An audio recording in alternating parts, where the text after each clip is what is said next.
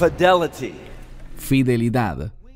Sabemos que un matrimonio no puede prosperar, no puede ser agradable a nuestro Señor, ni puede reflejar la gloria que se espera de un matrimonio para que sirva de testimonio si no hay fidelidad.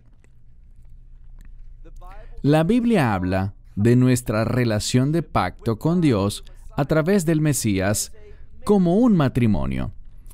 Él es el novio y nosotros, la congregación de los redimidos, somos la novia.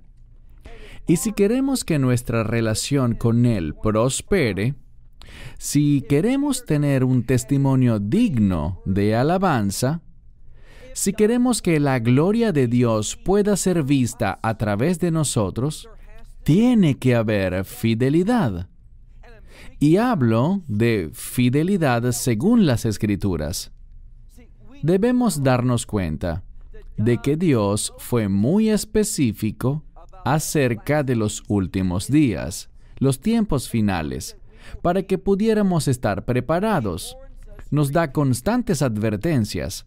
Nos dice, estén despiertos, vigilen, presten atención, estén alertas, porque en los últimos días habrá un espíritu de engaño que se propagará en todo el mundo, un espíritu de falsedad, y es solo a través de esa unción, de esa presencia interior del Espíritu Santo, de la que habla la palabra de Dios y que el Mesías describió como un espíritu de verdad, de justicia, que nos enseñaría todas las cosas. Es solo a través del Espíritu y a través de la iluminación que Él proporciona, de su palabra, que podemos reconocer con discernimiento un suceso muy importante.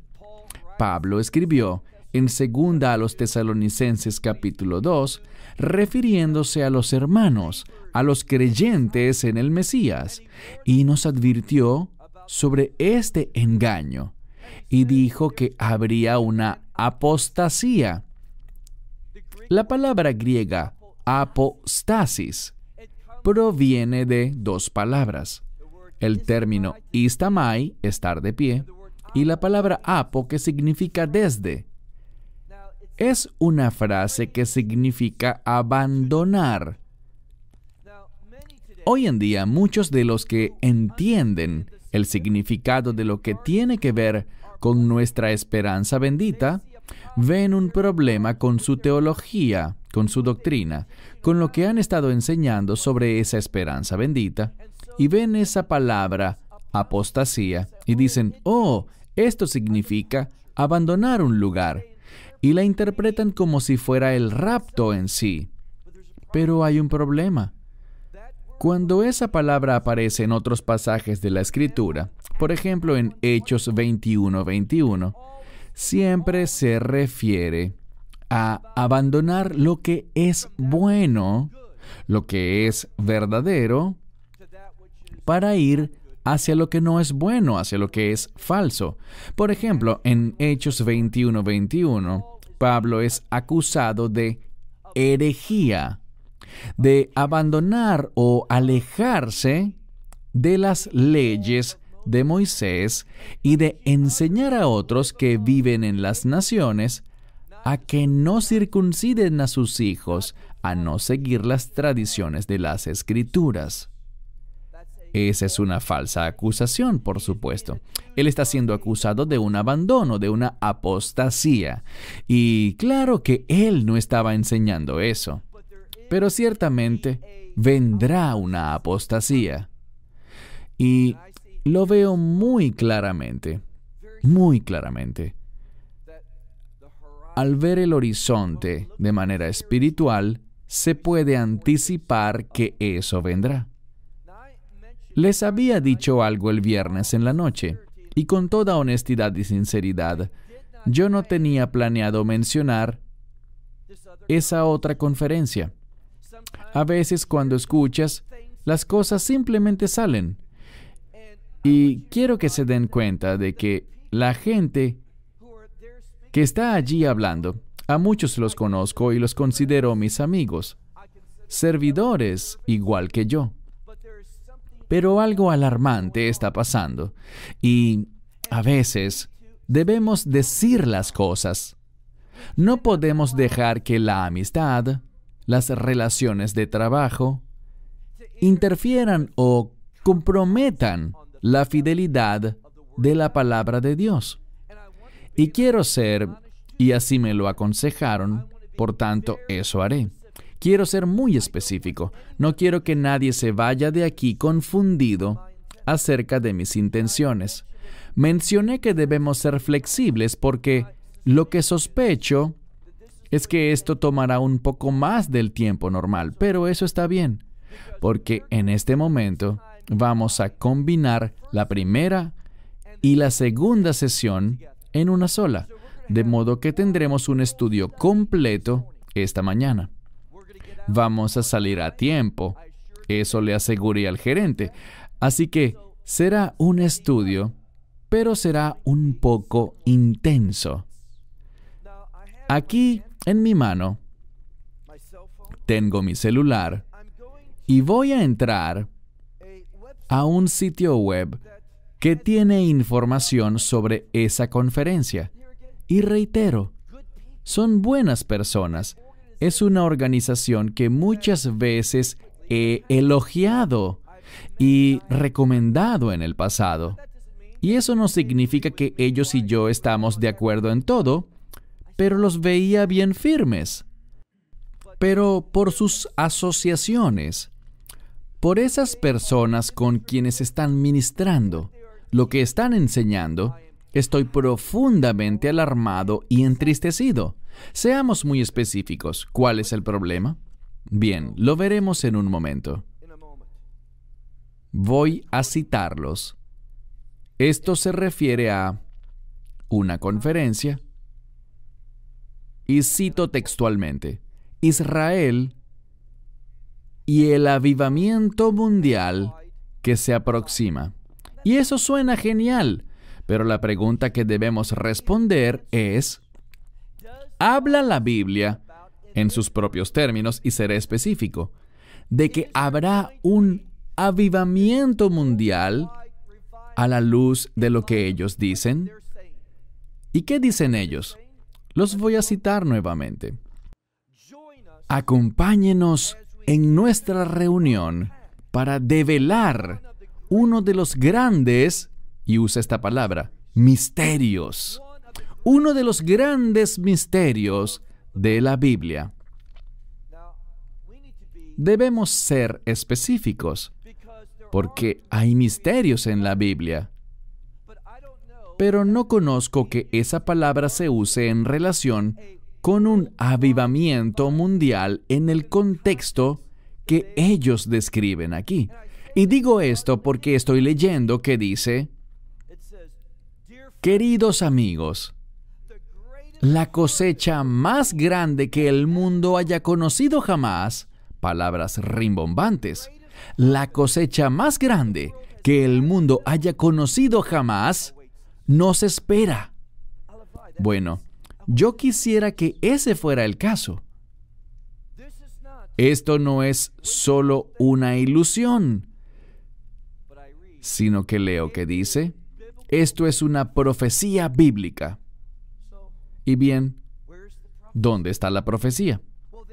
Bueno, ellos mencionan una escritura, pues la Biblia dice en Romanos capítulo 11, un capítulo muy significativo, la Biblia dice en Romanos capítulo 11, verso 12, esta es la profecía, que cuando el pueblo judío acepte el Evangelio, eso llevará a un avivamiento que opacará al libro de Hechos. Ahora bien, ¿es eso cierto? Bueno, examinemos las escrituras que han sido citadas. Veamos en Romanos capítulo 11, ese capítulo tan crucial relacionado con Israel y una promesa muy importante referente a Israel y lo que sucederá cuando el pueblo judío llegue a la fe. Bien, Leeremos Romanos capítulo 11 y quisiera empezar por hacer un pequeño preámbulo con el versículo anterior. Romanos capítulo 11, verso 11. Voy a traducir esto de una manera muy literal. No creo que la traducción aquí sea un problema. Está bastante claro. Mis palabras pueden ser un poco distintas, pero el significado estará en concordancia con lo que ustedes tienen. Versículo 11. Por lo tanto, yo digo, ¿han tropezado ellos? Y el contexto se refiere a Israel, al pueblo judío. ¿Han tropezado ellos? ¿A qué se refiere él? Al rechazo del Evangelio, al plan del Mesías. Pablo escribió aquí, a ustedes les digo, ellos han tropezado a fin de que cayeran, es decir, es cierto, es teológicamente correcto creer que ese rechazo de Yeshua, ese tropiezo con el Evangelio, llevará finalmente a su caída, es decir, a que ellos sean finalmente, eternamente rechazados. Eso fue todo. Dios reemplazará a Israel por la iglesia y las promesas del pacto de Dios, sus palabras proféticas, ya no son relevantes. Y sabemos la respuesta a eso. Pablo lo dijo muy claramente. Él dijo una palabra, una frase que normalmente está bien traducida en la Biblia. Dios no lo quiera. Literalmente, eso nunca pasará. Es lo que dice en griego. Y todos estamos de acuerdo. Este grupo también está de acuerdo con eso. No hay controversia en absoluto. Pero luego Pablo escribió, pero su transgresión, y de nuevo, es la transgresión, el gran rechazo que hace Israel del Evangelio. Dice, pero su transgresión, ese rechazo, escribió Pablo, es la salvación de las naciones. Esas son buenas noticias, porque por este rechazo, bueno, de no haber sido así, grandes cosas se habrían logrado, pero Dios siempre es fiel. Vean, esto es lo que debemos entender. Dios, como soberano, escogió a Israel para usarlos y que fueran ellos una bendición para las naciones. Eso no es revocable. Pablo dice eso en otra parte. Así que, si ellos lo aceptan, será una gran bendición, y si lo rechazan, Dios igual los usará para que sean una bendición, pero esta es la clave. Ellos no hallarán bendición en eso. Ellos no. Así son las cosas. Dios dice, los usaré para un propósito. Si lo aceptan, ustedes también serán bendecidos. También tendrán la recompensa de la fidelidad. Pero si no es así, Dios igual es libre de lograr su propósito, pero por su rebeldía, por su transgresión, no experimentarán el bien que Dios buscaba darles.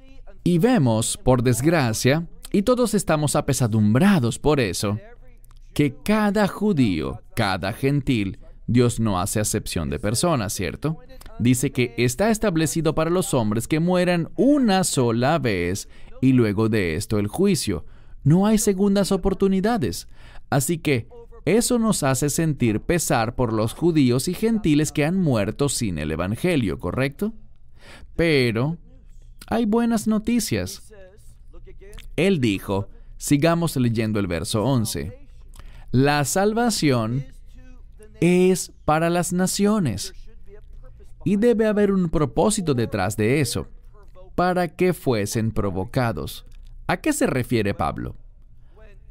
Cuando Israel vea las bendiciones, la provisión de Dios, la fidelidad de Dios para con las naciones, ellos serán provocados. Esa es la intención. Por desgracia, las naciones, la iglesia, no han hecho un buen trabajo para provocar a Israel. Veamos ahora el verso que ellos citaron, el verso 12. Esa es la profecía. Y aquí se lee, en el verso 12, y si su transgresión, de nuevo usa la misma palabra, si su transgresión, si ese rechazo del Evangelio, es la riqueza del mundo. ¿Qué significa eso? Que a través de esto, igual Dios, quien es fiel siempre, Dios ha llevado una salvación abundante a las naciones. A eso se refiere. Es una riqueza para el mundo. Y su tropiezo, ahora usa otra palabra. La falla de ellos sería una mejor traducción. Y la falla de ellos, ¿qué es eso? Aquí usa esa misma palabra, la riqueza de los gentiles. Así que eso bendice al mundo y bendice a las naciones. Este rechazo, este tropiezo, esta falla. Y luego sigue y dice, si ese es el caso, si el pueblo judío lo rechaza, y este es el resultado que es bueno, él dice, ¿cuánto más será la abundancia de ellos? Debemos esperar algo.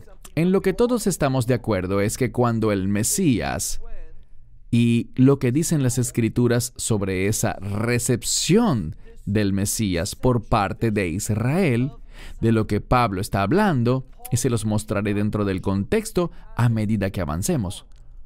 Una vez que Israel acepte al Mesías, se obtendrá un gran resultado de eso. Todos estamos de acuerdo en ese punto. Pero ¿qué pasa? Lo que ellos dicen es que proféticamente este pasaje nos dice que habrá un avivamiento mundial como resultado de que Israel acepte al Mesías. Yo no veo eso en ninguna parte de las Escrituras. Y yo estoy muy consciente de lo que dice el libro de Hechos, capítulo 3, donde se habla de los días del refrigerio. Esto es en el libro de Hechos, capítulo 3, versos 19 y 20. Pero si miramos bien, este tiempo de refrigerio viene antes del Mesías. Si ven en el contexto y leen los versículos 19 y 20, eso prepara al mundo para el Mesías. No su segunda venida, sino para la esperanza bendita. Y bueno, si revisan todos los comentarios sobre esto, verán que no hay desacuerdo en que ese tiempo de refrigerio es antes de la esperanza bendita, del rapto, es antes de la ira de Dios.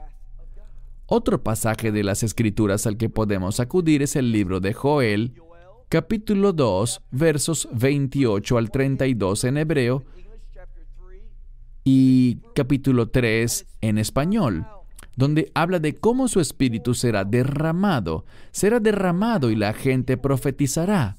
Viejos y jóvenes, los viejos soñarán, los jóvenes tendrán visiones, caerá sobre jóvenes y viejos, sobre el sirviente y la sirvienta.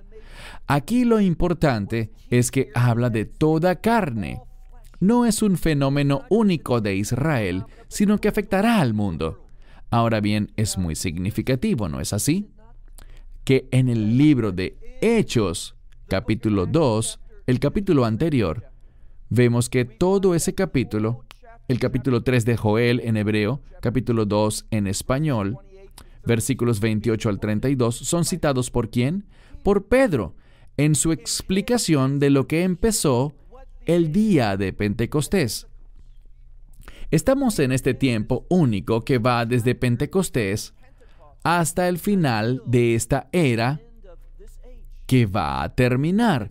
¿Y de qué era estamos hablando?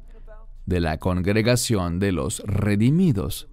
¿Cuánto tiempo vamos a estar aquí? Y recuerden que hay signos y señales en los cielos, señales en la tierra. No pasen esto por alto, antes de que caiga la ira de Dios. Ahora, sabemos esto. Sabemos que la ira de Dios caerá, según lo que les compartí la noche anterior, porque al estudiar el libro de Apocalipsis vemos que la ira de Dios, que es la ira del Cordero, se anuncia en el sexto sello, ¿correcto? Hombres tanto grandes como pequeños, diciendo, escóndannos, les decían a las montañas y a las rocas, escóndannos de la ira del Cordero. Así que en el sexto sello, en Apocalipsis capítulo 6, es donde se anuncia la ira de Dios. Es inminente, pero no sucede porque al pasar al capítulo 7, los ángeles se preparan para dañar la tierra, es decir, volcar la ira de Dios, y hay otro ángel, ¿correcto? Léanlo. Apocalipsis 7 dice que antes de que caiga este juicio, sale un ángel y detiene a esos otros ángeles que van a dañar la tierra con el juicio de Dios, y les dice, no hagan nada hasta que pasen dos cosas. La primera es con Israel y las 12 tribus. Hay un proceso de sellado. ¿Por qué? Bueno, debemos recordar algo. Dice la Biblia que Israel sufrirá mucho en lo que se conoce como gran tribulación. Si están tomando nota, quisiera que entendieran que bíblicamente se usan dos términos que en su gran mayoría confunden a los teólogos, quienes no hacen distinción entre ellos, aunque hay una distinción gramatical. Una que es muy importante en los textos bíblicos. ¿Cuál será? En Apocalipsis capítulo 7, Israel es sellado antes de la ira de Dios, porque aunque Israel estará aquí durante la ira de Dios, igual que en Egipto, aquel juicio, aquellas plagas, no van a afectarlos. ¿Por qué? Dios quería hacer algo. Y vemos eso en Éxodo y también en el libro de Apocalipsis. Hay una gran similitud entre estos dos eventos. La primera redención y la última redención para llevar a Israel, a ese remanente de los últimos días, a la fe en el Evangelio.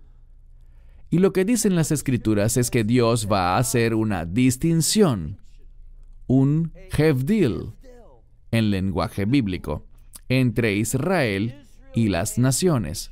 Ahora, ¿cómo Él usó eso en Éxodo 3.500 años atrás? Bien, seguro recuerdan algo de eso, ¿verdad? No solo salieron los hebreos de Egipto, sino que se nos dice que también hay una multitud mezclada y no hay desacuerdo entre los eruditos rabínicos y los cristianos, lo cual es extraño. Todos están de acuerdo en que Dios, al hacer esa distinción, causó o hizo que los gentiles vieran que ellos sufrían, pero los de la tierra de Gosén, ellos no. ¿Y qué hicieron? Se unieron a los hebreos.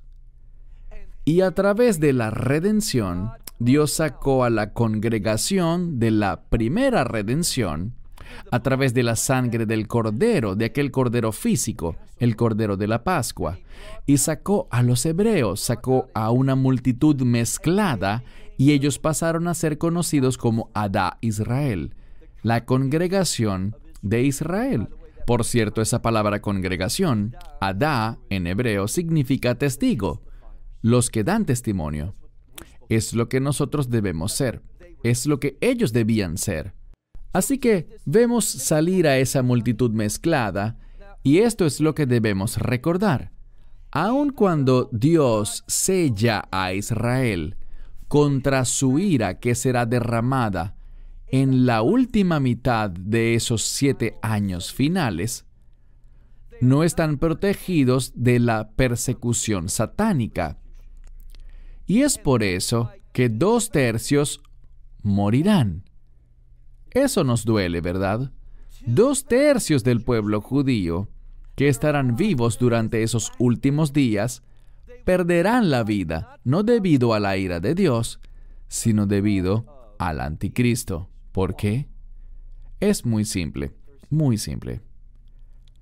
Muchas veces me han preguntado pastores, ¿tú sí crees que el anticristo es judío? Les digo, no lo creo, y se asombran por eso. Les digo, ¿por qué pensarían ustedes que el anticristo es judío? Y responden, bueno, porque Israel lo aceptaría si no lo fuera. Y yo los reto a que encuentren en alguna parte de las Escrituras un versículo que siquiera insinúe que Israel aceptará al anticristo como el Dios viviente. No. Cuando ocurra la abominación de la desolación, ¿qué es eso? Bueno, sabemos lo que es porque Daniel lo menciona inicialmente en Daniel 9, pero él lo aclara, lo define en Daniel 11, y dice que habrá alguien que se exaltará a sí mismo, se magnificará a sí mismo por encima de todo Dios, de modo que se autoproclamará como Dios. Ese es el anticristo. Y luego el apóstol Pablo toma ese pasaje de Daniel 11 y lo usa en la segunda a los Tesalonicenses capítulo 2. Lean cuando puedan los versos 3 y 4. Segunda a Tesalonicenses 2, versículos 3 y 4, donde Pablo lo cita y dice que habrá alguien, y en esto no hay desacuerdo, que será hijo de perdición, o sea, de la destrucción, el hombre sin ley, es decir, los que están en contra de la verdad de la Torá. Ese es el anticristo. Y él entrará en el Neos. ¿Qué es eso? El lugar santísimo. Puede que en sus Biblias diga que entrará al templo, pero no dice eso. Esa sería la palabra griega gerón, y la que está escrita es neos, que significa santuario en referencia al lugar santísimo. Y se exaltará a sí mismo y dirá, yo soy Dios, adórenme. Y en ese tiempo Israel se negará, y por eso su rechazo del anticristo los llevará a Etzerá Gile Jacob, que significa la angustia de Jacob, ese tiempo de intensa persecución que ocurre justo después de la abominación desoladora, en esos últimos 3 años y medio, 42 meses, 1260 días. He aquí lo que deben ver. Cuando la Biblia habla de ese tema que tocaremos más tarde en este mensaje, ese tiempo de persecución de los creyentes, esos que son perseguidos a causa de su nombre, porque caminamos según su carácter, hablamos su verdad, damos testimonio de Él y denunciamos aquello que está mal. Por eso nos odiarán todos, eso dicen las Escrituras, y nos perseguirán. Hablaremos más de eso, pero la Escritura dice que esas personas, esos creyentes, en los últimos días, sufrirán por esa persecución, y ese sufrimiento en la Biblia se llama la gran tribulación. ¿Escucharon eso? La gran tribulación.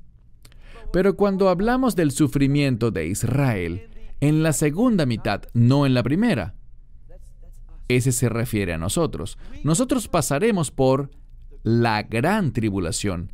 La gran. Esos 2 artículos definidos. La está incluida. Pero cuando Yeshua, cuando el Mesías habla sobre Israel, este tiempo de angustia de Jacob, en Mateo 24, verso 21, él lo llama simplemente gran tribulación. Así que bíblicamente está la gran tribulación, en la cual él pone esa designación. ¿Por qué?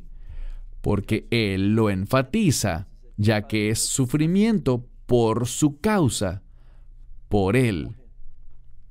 El tiempo de Israel, la angustia de Jacob, es llamada simplemente gran tribulación, no la gran tribulación. Es algo innegable.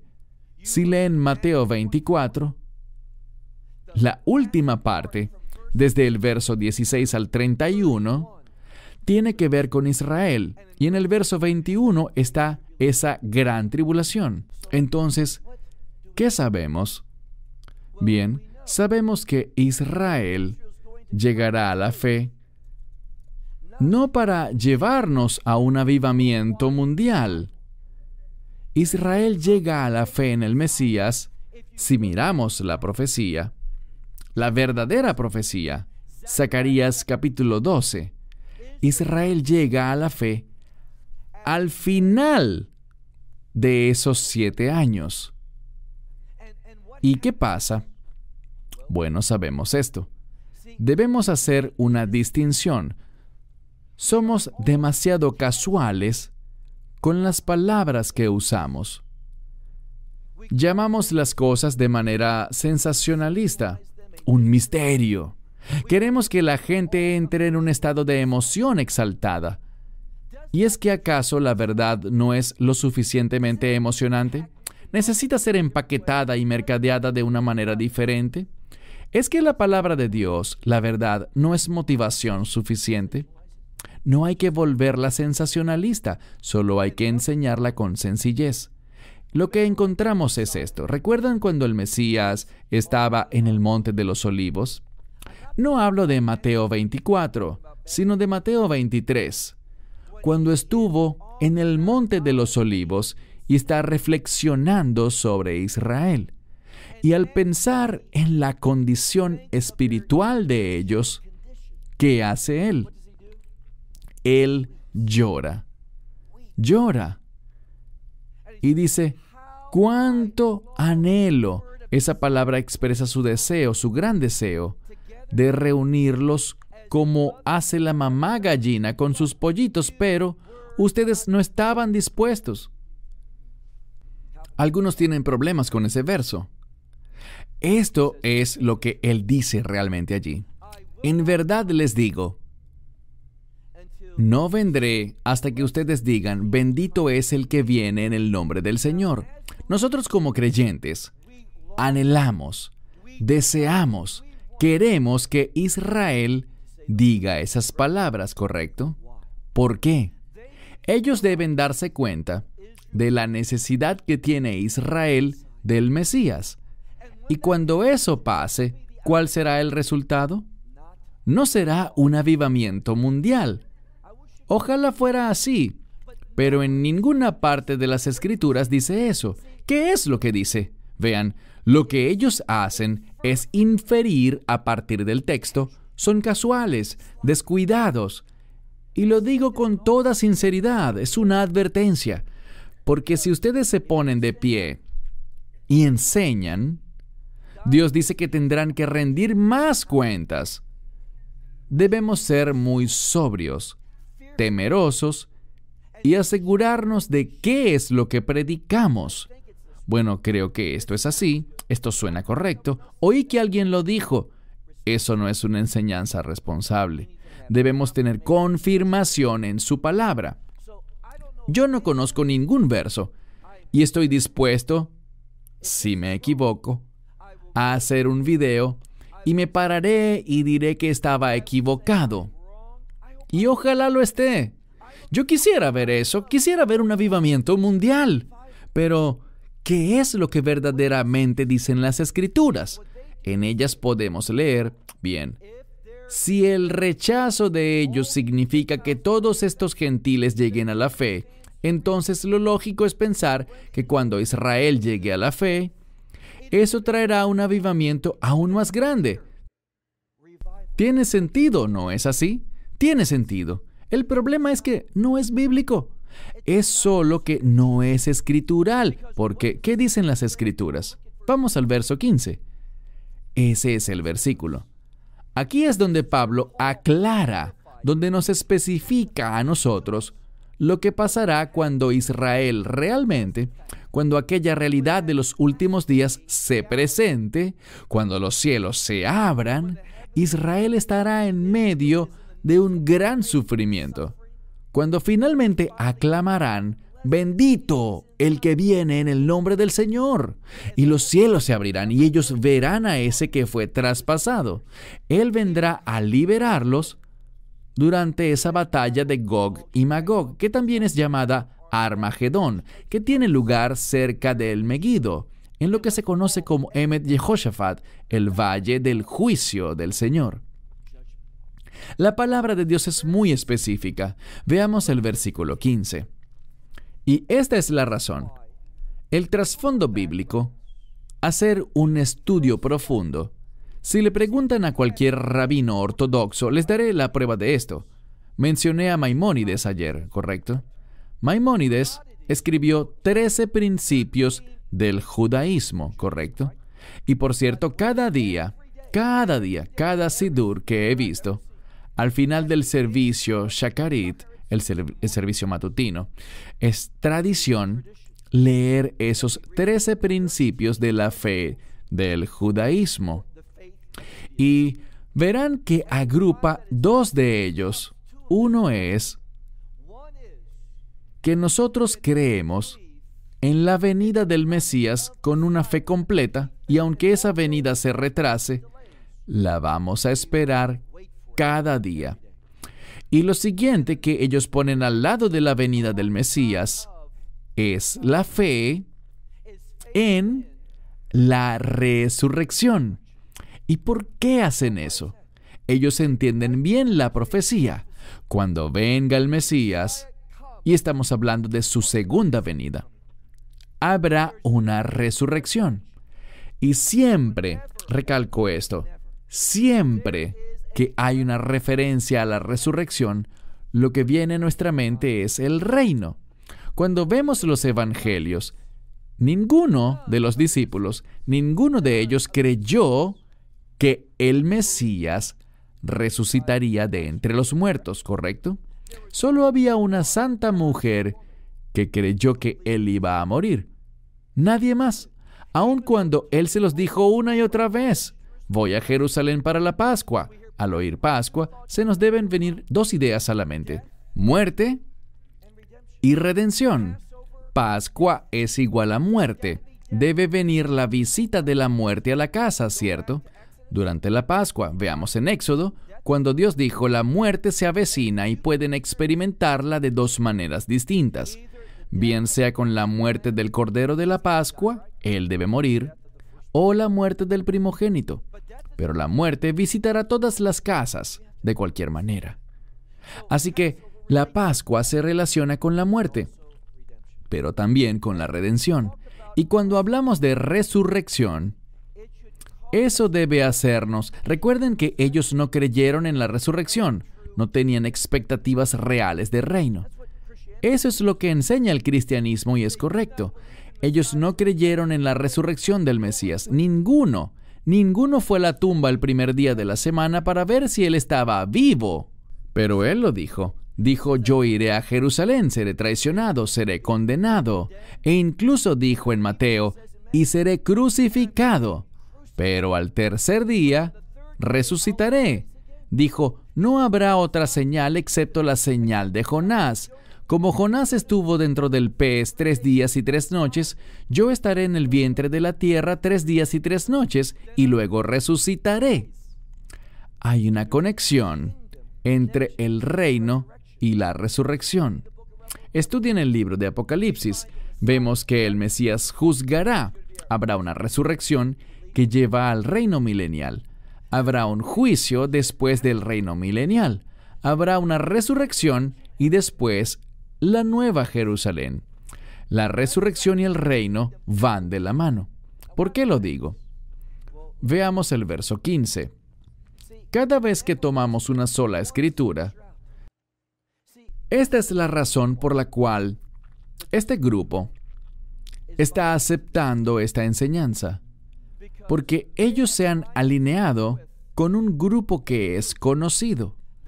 No hay una organización formal, pero uno de sus líderes dice que lo que estamos experimentando es una nueva reformación apostólica.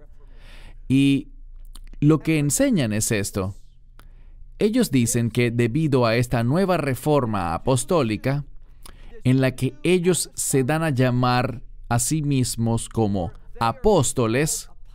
De hecho, 2 de ellos estuvieron en Nazaret con un líder cristiano muy alejado de Dios y firmaron un documento que levantaron y dijeron, esta es una nueva era apostólica y aquí hay 2 apóstoles para Israel.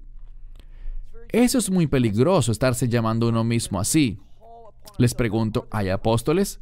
Seguro. Hay gente que es enviada, pero no apóstoles en el sentido de aquellos 12 apóstoles. Esa conferencia en Jacksonville se celebra en Celebration Church.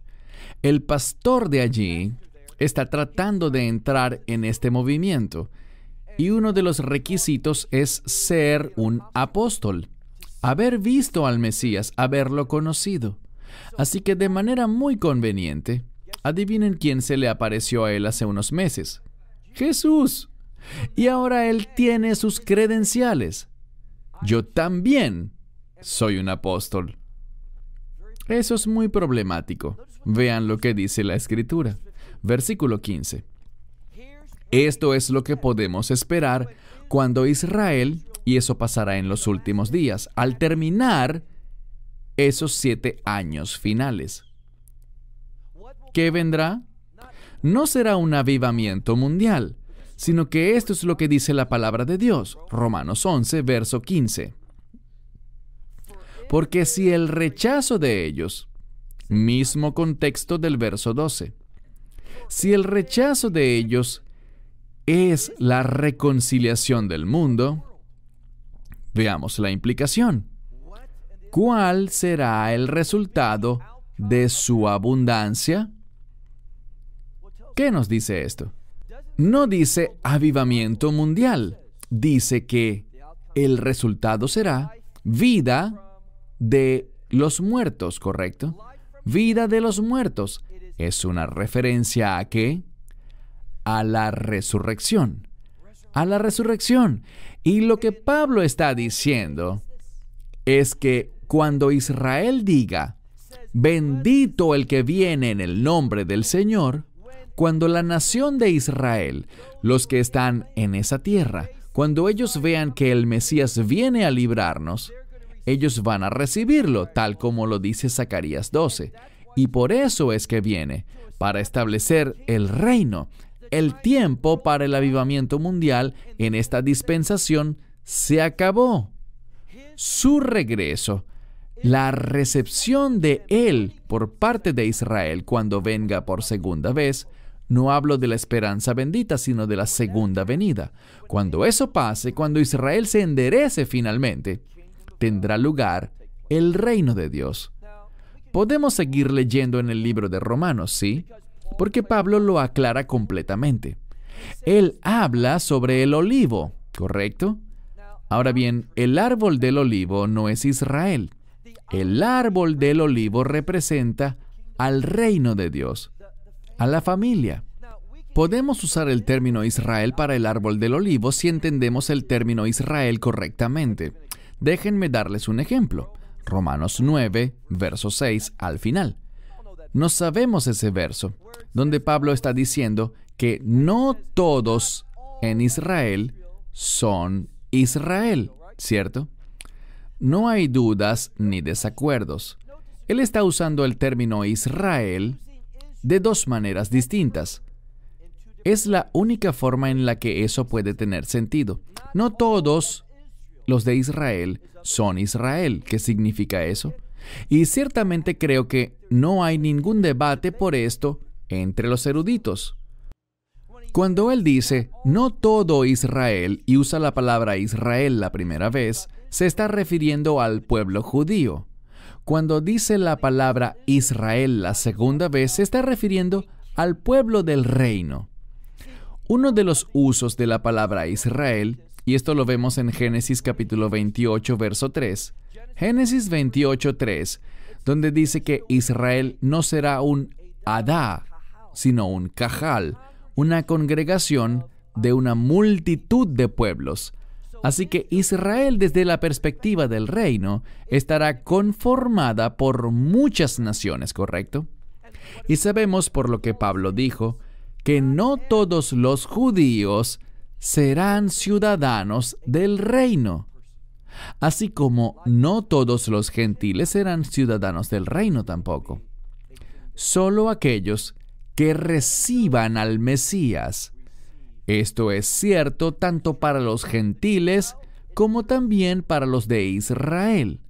Así que lo que Pablo nos dice aquí es que cuando el Mesías vuelva e Israel lo reciba, sí, hay algo que es proféticamente significativo, y es el establecimiento del reino. Y luego Pablo aclara más adelante, en Romanos 11, donde estamos ahora, cuando él dice que hay un árbol del olivo, y que ese árbol tiene ramas. ¿Correcto? Hay ramas naturales, que son los judíos, y están las ramas salvajes del olivo, que son las naciones. Y Dios dice que Él puede tomar esas ramas no naturales, esas ramas salvajes, e injertarlas, y también puede hacer algo más.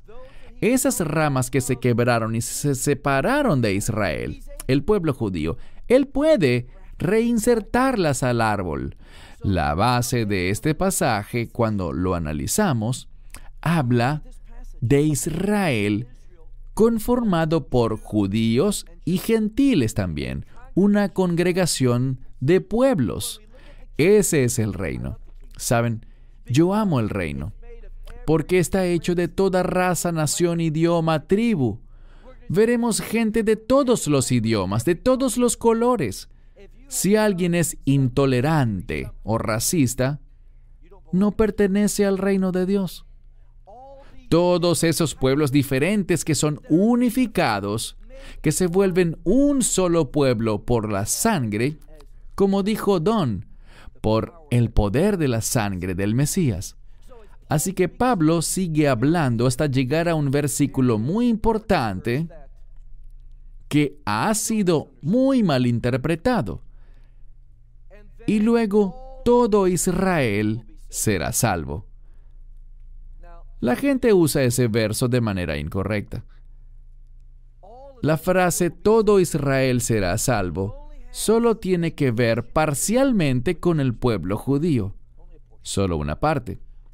Para ver lo que Pablo dijo aquí, hay que leer el contexto. No es difícil, solo se necesita leerlo lentamente, anotar las cosas, investigar términos y definiciones. La palabra de Dios es muy consistente. Cuando entiendes bien un pasaje, eso te prepara para el siguiente, que a su vez te prepara para el que le sigue a ese.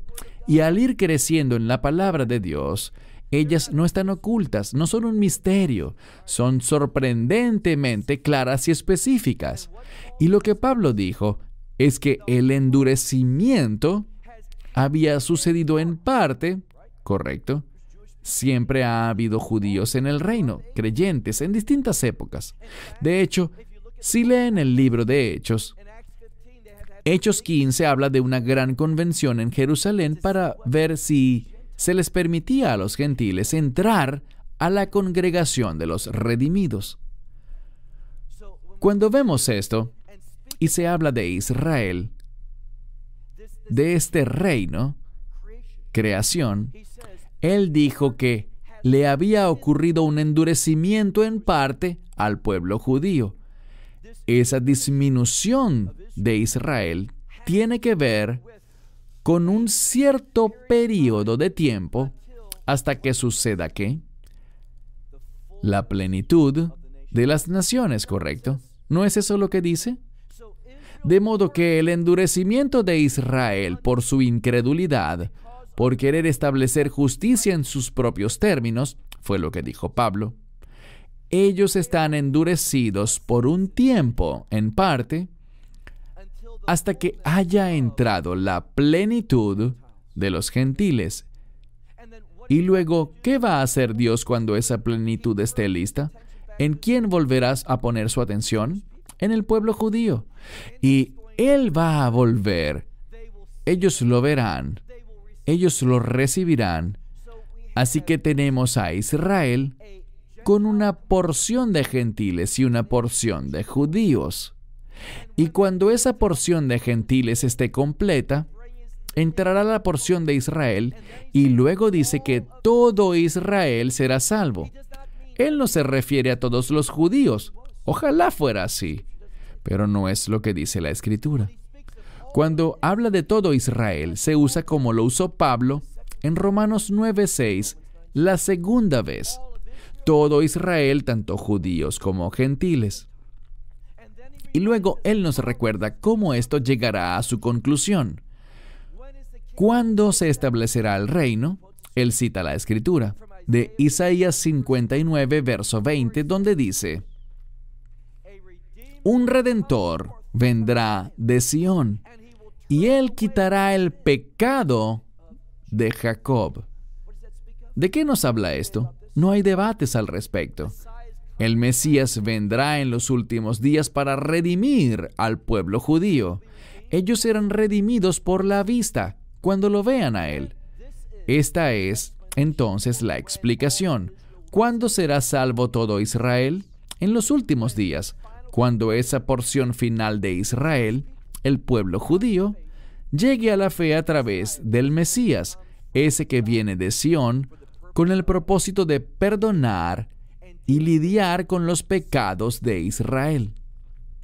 Y vemos una y otra vez que viene el Mesías, y es ahí cuando Israel será salvo. ¿Y qué pasa después? El reino. Y de nuevo, digo esto públicamente, esto se subirá a internet. ¿Cierto, Gary? Lo pondremos al aire. Si alguien puede encontrar una escritura que diga: no, cuando Israel sea salvo va a ocurrir un avivamiento mundial, entonces yo grabaré otro video diciendo: fui un engañador, dije algo que era falso, me arrepiento públicamente, igual que esos que hablan falsedades sobre las 4 lunas de sangre, así como ellos deberían hacerlo. Debemos entender que esto es algo serio. Están engañando a la gente.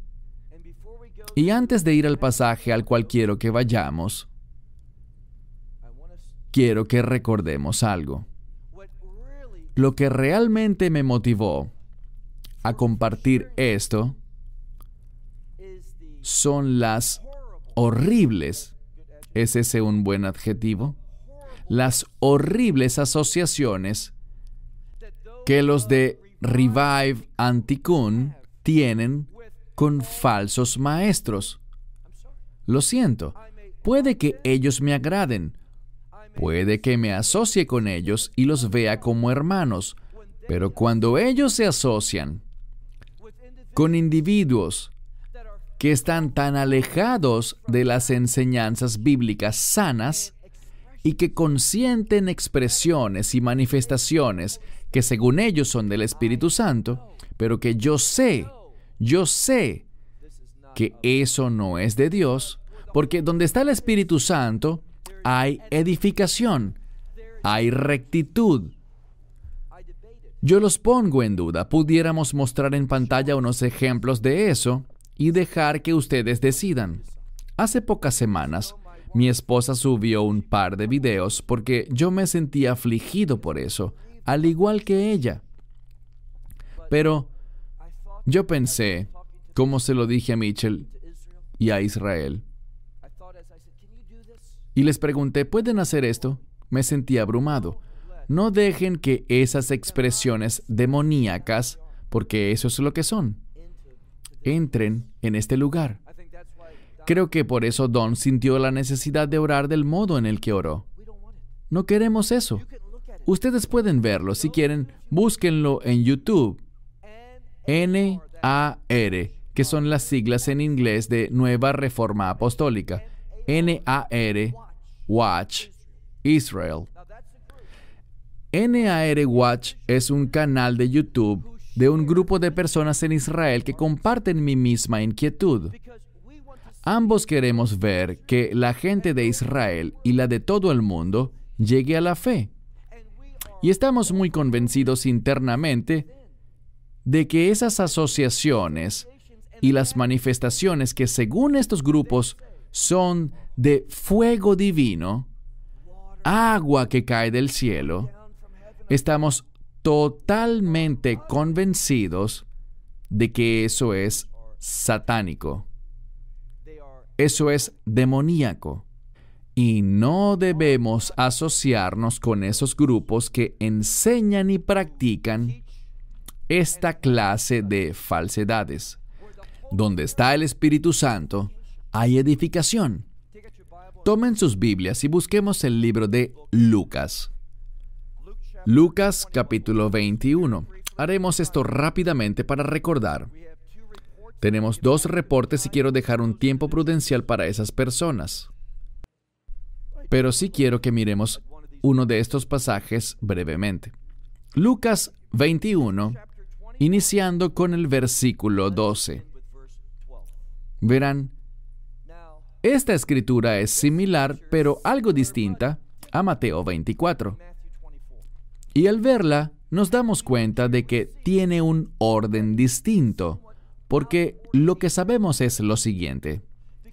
Cuando leemos Mateo 24, dice que habrán guerras y rumores de guerras, conflictos étnicos, nación contra nación, terremotos, hambrunas, pestes, todo tipo de inestabilidad.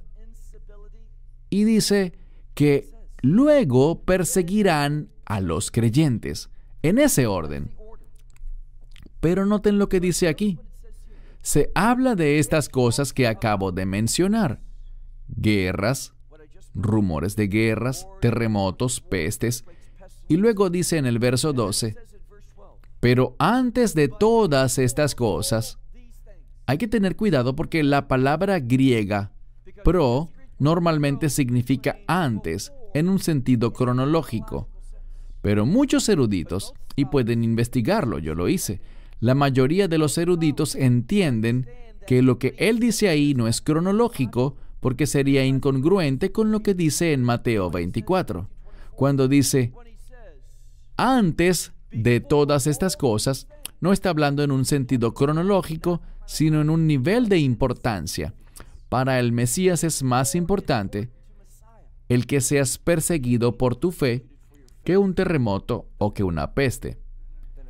Esto es importante para Él porque nosotros sufrimos en su nombre. Es nuestro testimonio, uno que Él puso en nosotros, lo que causa ese sufrimiento.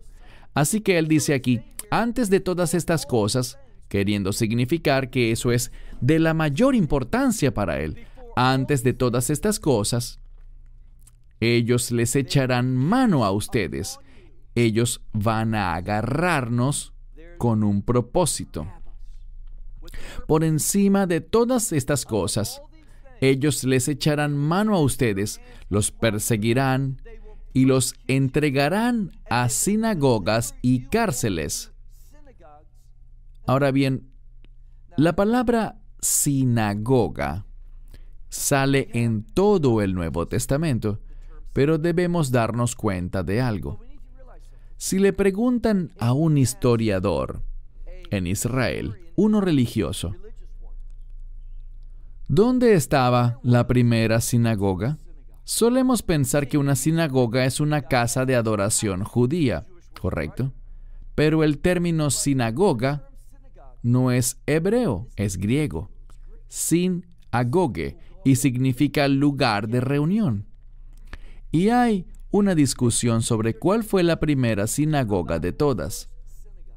Si fue Masada o Gemela.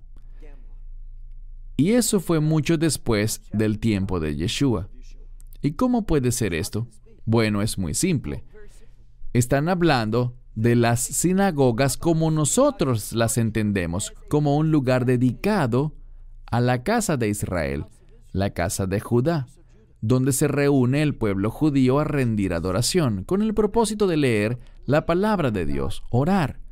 Pero al ver el Nuevo Testamento, cuando dicen sinagoga, se refieren a un lugar de reunión como un centro comunitario.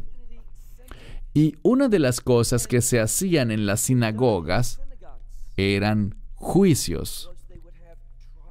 Así que no piensen que hablaban de una casa religiosa judía de adoración. Él está usando el término de la forma en la que se usaba en casi todo el Nuevo Testamento, como un lugar de reunión. ¿Y por qué se le asocia también con un aspecto religioso? Porque en Shabbat y los lunes y jueves usaban ese sitio para leer la Torá. pero tenía muchos otros usos. Era un lugar para usos múltiples. Así que cuando aquí dice que los entregarán a sinagogas, se refiere a que los llevarán a juicio, a ser examinados por los líderes de la comunidad. ¿Y qué pasará?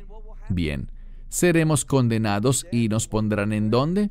En cárceles, y nos llevarán ante reyes y gobernadores, es decir, gobiernos tanto locales como nacionales.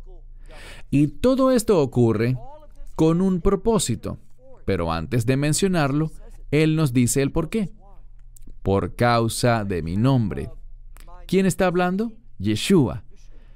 Todo esto le pasará a los creyentes,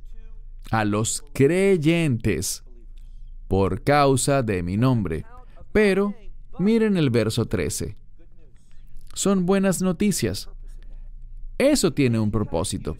Cada vez que sufran por su nombre, eso tiene un propósito y Él nos dice cuál es. Pero esto traerá algo como resultado.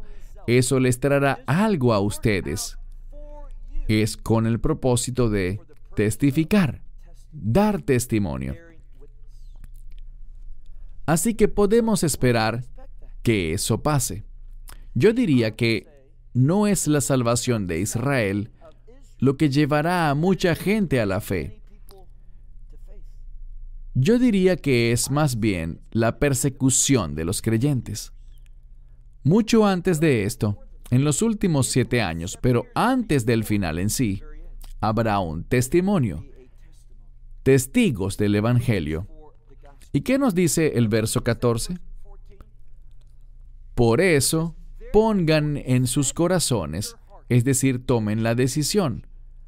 Pongan en sus corazones o tomen la decisión de no predeterminar, no premeditar sobre su defensa. Lo que deben decir o lo que no deben decir. Él nos dice que no hagamos ninguna preparación. Pero eso no aplica para los sermones. Eso aplica para dar testimonio en este tiempo único y particular. Él nos dice en el verso 15, porque yo, ese es el Mesías, porque yo les daré a ustedes una boca y sabiduría. Él tomará el control de nuestra boca. Él nos dará sabiduría, la cual sus oponentes, esos que van en contra de ustedes, no podrán contradecir ni resistir. Sin embargo, vean el verso 16. Pero ustedes serán entregados o traicionados por sus padres, por sus hermanos o hermanas, por otros parientes y amigos, y ellos matarán a algunos de ustedes. Ahora bien, esto es, ¿saben? Tengo un libro que dice Promesas de la Biblia. Eso no está aquí, pero es justamente eso. Esto es una promesa. Es una promesa. Esto va a suceder. Estén preparados. La Escritura dice que Dios no miente. Esto va a suceder. ¿Y saben qué? A veces somos aquí en Occidente tan tontos porque solo pensamos en lo que sucede aquí. Hay tantos lugares donde los creyentes están sufriendo a causa de su nombre. Y lo que nos dice la Escritura es que ese sufrimiento, esa persecución que está empeorando y se pondrá peor, está sucediendo en otros lugares y va a suceder también aquí. Estén preparados para eso. Lo que está sucediendo es esto. Hay una falsa enseñanza y ese grupo conocido como la Nueva Reforma Apostólica, a ellos realmente no les gusta la profecía. Y la razón por la que digo esto es porque ellos enseñan que ese gran avivamiento mundial tendrá un efecto.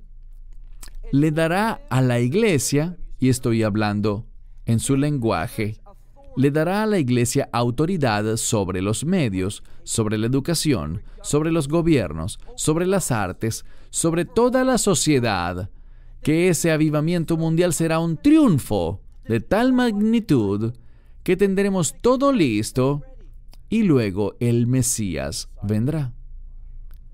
Es decir, que ellos creen que esas escrituras que compartí con ustedes, que lo que el Mesías pensó, no sucederá. Ellos quieren ver todos esos pasajes y decir que se trata de lo que pasó en el año 70 después de Cristo. La profecía de ellos es que estamos en el borde de un nuevo derramamiento del Espíritu Santo que traerá la transformación de este mundo. Pero recuerden lo que nos enseñó el Mesías en el contexto de los últimos días que mencionamos ayer. Él dijo que aquellos que quisieran salvar sus vidas, la perderán. No vemos ninguna parte en las Escrituras que diga que en los últimos días las cosas van a ser tan perfectas por la iglesia que el Mesías vendrá y dirá, ya todo está listo. No. Podrían decir que la novia se preparará ella misma, sí. Ella lucirá adornada debido a la persecución que sufrirá. Nosotros debemos evitar cometer el error que cometen los rabinos en la actualidad. Y es que ellos miran las profecías y dicen que hay escenarios, y que los que son escenarios malos, Dios los canceló, y solo quedan profecías buenas. Muchos en la iglesia están aceptando esa idea. Nosotros no debemos hacer eso. No debemos. Debemos entender las cosas con base en la verdad profética que dice que en esos últimos días seremos vencidos. Y eso está bien. Está bien si somos vencidos. Si seguimos leyendo este pasaje de Lucas 21, dice que nos matarán. Pero eso está bien, porque las promesas que más me interesan de Dios son las promesas de reino. Y ellos podrán matarme, pero yo viviré de nuevo, en un nuevo cuerpo, en ese reino. Y al final, tendremos la victoria. No transformaremos al mundo. Eso es una falsa enseñanza. Quiero cerrar con esto. Tengo un buen amigo que vive en Dallas y considero que él es verdaderamente un hombre íntegro, alguien a quien admiro, alguien que ha sido amable conmigo. Creo que es un creyente muy maduro. Y tenemos nuestros desacuerdos en ciertos temas sobre los tiempos finales y la esperanza bendita. Y quiero desafiarlos, porque hay una doctrina sobre la inminencia. ¿La conocen? La doctrina de la inminencia dice que la esperanza bendita, el rapto, puede pasar en cualquier momento. Y mi amigo, y él es solo eso, mi amigo, estuvimos debatiendo. Él dice, Baruch, mira este artículo que él escribió. Me dice, mira esto, tengo 10 versículos que demuestran, que prueban que la esperanza bendita del Mesías es inminente. Así que se los recibí. ¿Y qué debí haber hecho? Leerlos, revisarlos. No tienen idea de cómo utilizan citas todos estos falsos maestros. Yo creo que lo que vemos en Internet, y no estoy acusando a mi amigo para nada de ser un falso maestro, pero los falsos maestros más grandes son los que más citas usan para apoyar sus ideas. Lo que yo les aconsejo es, léanlas. Escribí un corto libro, Rivka lo mencionó anoche, se titula La Esperanza Bendita. No digo esto porque quiero que lo compren, sino que lo digo porque allí analizo esos 10 versículos que él mencionó. Y no solo él, Esos son los que la gente cita en la doctrina de la inminencia. Los invito a que los lean y vean si realmente dicen algo sobre su regreso supuestamente inminente. La respuesta, amigos míos, es no.